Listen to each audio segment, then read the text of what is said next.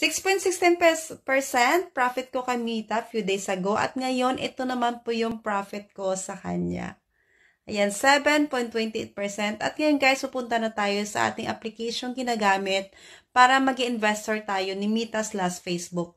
Pumunta lamang kayo sa inyong mga Play Store, i-download nyo po itong si GoTrade. Ayan, yan po yung itsura niya at logo niya. At dito guys, makapag-invest kayo as low as $1.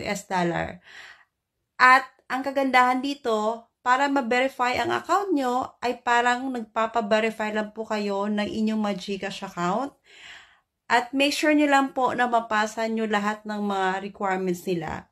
And dito guys, hindi lamang Facebook yung mabibili nyo, kundi pwede rin kayong bumili ng Tesla, Alibaba, Microsoft, Apple, Google, o ano pa yung mga stock ng malalaking company. So, thank you for watching guys. See you next time!